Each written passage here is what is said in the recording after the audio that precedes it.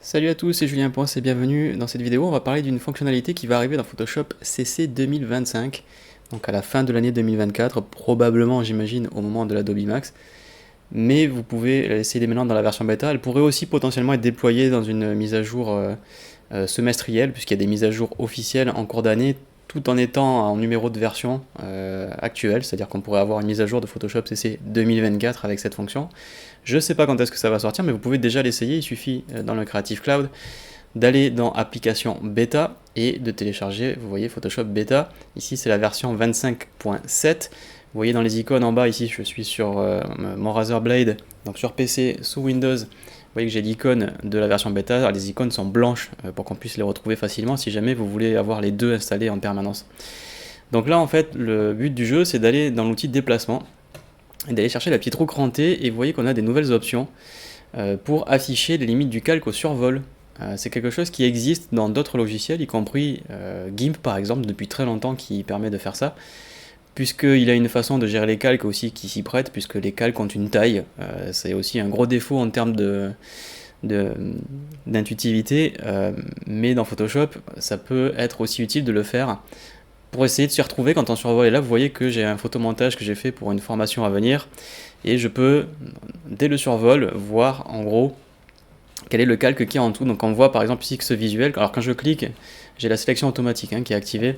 Donc quand je clique, ça me sélectionne le calque, ça déploie aussi au passage le groupe. Vous voyez que ça c'était dans un groupe. Et donc ça me permet de... voilà, quand je clique, ça déplie le groupe. Pour ça, il faut évidemment développer le groupe dans les options. Donc si je prends par exemple plutôt ce calque qui n'est pas dans un groupe, qui est juste en dessous, que je fais un alt-click, on voit que c'était le visuel d'origine.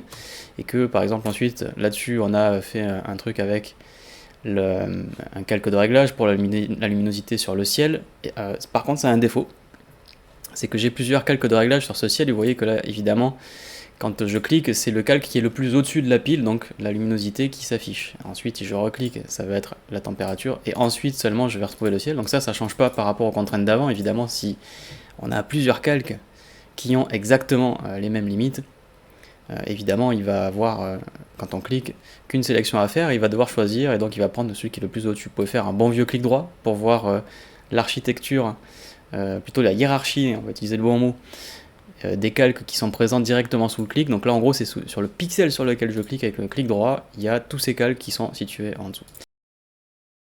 Si vous voulez en savoir plus sur Photoshop et vous former de A à Z, vous avez sur tuto.com mes formations. Il suffit dans le moteur de recherche de taper Julien Ponce, tout bêtement, et vous allez tomber sur mon profil avec toutes mes formations. Vous pouvez les classer par logiciel évidemment en haut, mais aussi par exemple formation complète.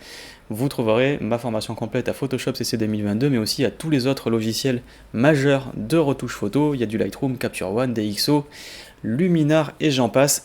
Et c'est tout pour cette transition, on retourne au tuto. Mais ça permet aussi, par exemple, sur la fiche, là j'étais dans un objet dynamique, ça permet de voir, vous voyez, vraiment au survol, quels sont les calques qui sont sélectionnés. Donc là, si je veux sélectionner mon icône Photoshop pour diminuer l'ombre portée, hop, voilà, je clique dessus, ça me sélectionne automatiquement le calque.